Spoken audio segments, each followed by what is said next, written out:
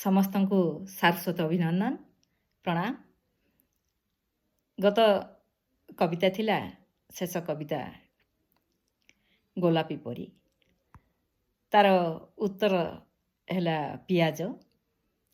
ଯେଉଁମାନେ ସଠିକ୍ ଉତ୍ତର ଦେଇଛନ୍ତି ସେମାନେ ହେଲେ ଶ୍ରୀମତୀ ଅରୁନ୍ଧତୀ ପଣ୍ଡା, ଶ୍ରୀମତୀ ରୋଜାଲିନ୍ ପଣ୍ଡା, ଶ୍ରୀମତୀ ସବିତା ସାହୁ, ଶ୍ରୀମତୀ ସଙ୍ଗୀତା ପାଣିଗ୍ରାହୀ, ଶ୍ରୀମତୀ ଜାନକୀ ପାଣିଗ୍ରାହୀ, ଶ୍ରୀମତୀ ସୁଜାତା ଗନ୍ତାୟତ ଏବଂ ଶ୍ରୀମତୀ ବିନୋଦିନୀ ପାଢ଼ୀ। ସେମାନଙ୍କୁ ଅଶେଷ ଅଶେଷ ଧନ୍ୟବାଦ ଜ୍ଞାପନ କରୁଛି।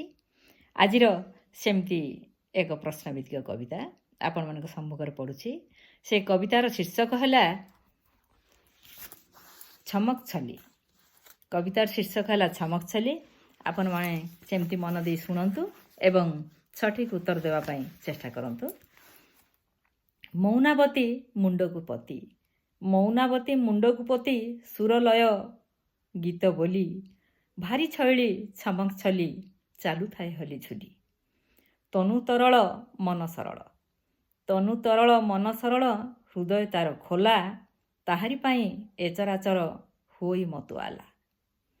ଶୈଳସୂତା ଗଜମୁକୁତା, ଶୈଳସୂତା ଗଜମୁକୁତା, ଅଙ୍କେଇ ବଙ୍କେଇ ଚାଲି, ଆଗକୁ ଆଗକୁ ମାଡ଼ୁଥାଏ ଖାଲି, ପଛକୁ ଚାହେଁନା ବୁଲି।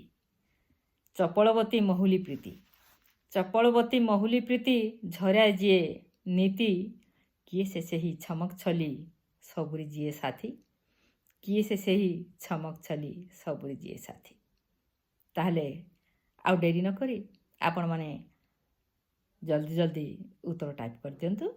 ରହୁଛି, ପୁଣି ଆସନ୍ତା ସପ୍ତାହରେ ଦେଖା ହେବ। ନମସ୍କାର।